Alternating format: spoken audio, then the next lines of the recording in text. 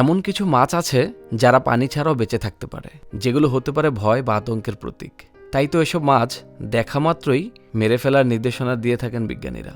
কিছুদিন আগে বারাণসীর গঙ্গা নদীতে আমাজন নদীর একটি মাছ ধরা পড়ে জানিয়ে বিজ্ঞানীরা ভয় ও আতঙ্ক প্রকাশ করেছিলেন।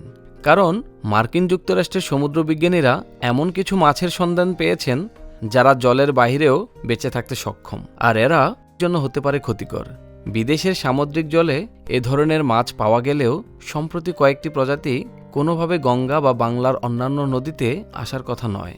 তবুও এই সকল মাছ এই অঞ্চলের নদীতে ঢুকে পড়েছে। সাধারণ মানুষ এসব মাছ চিনতে না পারায় কৌতূহল বাড়ছে। এই পরিস্থিতিতে বিজ্ঞানীরা সতর্কবার্তা জারি করেছেন। তাদের মতে এমন মাছ দেখা গেলে সঙ্গে সঙ্গে তা মেরে ফেলতে হবে। বিজ্ঞানীরা যেই প্রজাতি নিয়ে সতর্ক করেছেন সেটি হলো স্নেক হেড ফিশ। দেখতে অনেকটা সাপের মতো। এই মাছের ওজন প্রায় 18 পাউন্ড পর্যন্ত হতে পারে এবং এদের থাকে ধারালো দাঁত। এই বৈশিষ্ট্যের কারণে মাছটি সহজেই অন্যান্য মাছ শিকার করতে সক্ষম, যা স্থানীয় বাস্তুতন্ত্রের জন্য বড় হুমকি। তাই গবেষকরা এটিকে দেখামাত্র নিধন করার পরামর্শ দিয়েছেন। 1997 সালে ক্যালিফোর্নিয়ার সান বার্নারোর সিলভারহুড লেকে প্রথম এই মাছটি ধরা পড়ে। পরে জর্জিয়ার একটি লেকেও এটি পাওয়া যায়, যা বিজ্ঞানীদের আরও উদ্বিগ্ন করে। সাপের মতো আকৃতির জন্য এর নাম দেওয়া হয় স্নেক হেড ফিশ। ধারণা করা হয় মাছটি মূলত পূর্ব এশিয়ার দেশগুলো থেকে এসেছে। 2002 সালে এই প্রজাতির মাছ ধরা এবং বিক্রি করা যুক্তরাষ্ট্রে বেআইনি ঘোষণা করা হয়।